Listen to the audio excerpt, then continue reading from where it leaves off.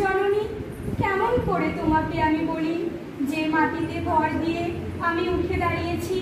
আমার 2 হাতের 10 আঙুলে তার স্মৃতি